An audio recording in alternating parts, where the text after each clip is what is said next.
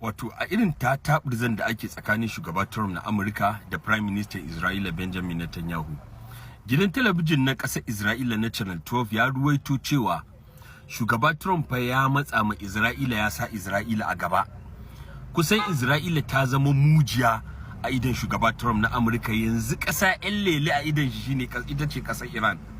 Saboda haka a duk inda Isra'ila ke yaƙe-yaƙe, yanzu Amurka ta hana Isra'ila duk wa'innan yaƙe-yaƙen, tun daga Lebanon zuwa Gaza zuwa ƙasar Iran ɗin zuwa farmakan Syria, duk wani yanki da Isra'ila ke yaƙi, wanda jami'an gwamnatin Isra'ila suna kuka, suna takaici da irin yanda suka ga shugaba Trump na Amurka ya mai da Isra'ila saniyar ware kuma yake cin dunduniyanta, wanda har ya kai ga ana fito na fito tsakanin jami'an gwamnatin da fadan White House ta Amurka, wanda mataimakin shugaban ƙasar Amurka JD Vance ba irin fata-fata da zagin 'yan siyasar ƙasar Isra'ila da gori da bai musu ba. Ku je Play Store ku soke manhajar mu na Dan Show, muna sai da data mai arha, data mai sauki mai karko, data mai daɗin amfani. Nagode. Jama'a shikenan, shi ma sun kashe shi. Kamar yadda kuke gani, idan ba ku manta ba, wannan shine yanda ake magana tsohon chairman fati ne na jam'iyyar APC wanda 'yan bindiga kwanaki suka yi garkuwa da shi.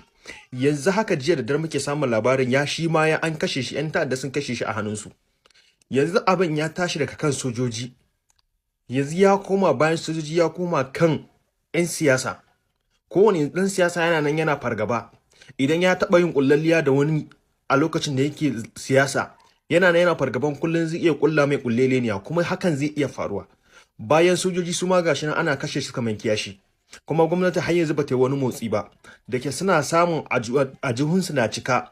Ga wa'inda ba sani ba, harkan tsaro, rashin tsaro a ƙasar nan kasuwanci ne mai kyau, amma ba za su taɓa fitowa su faɗa muku gaskiya ba.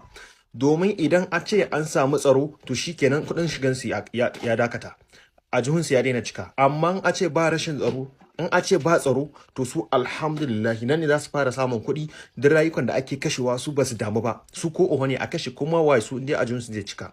Allah ya mana maganin mugayen shugabanni a wannan ƙasa.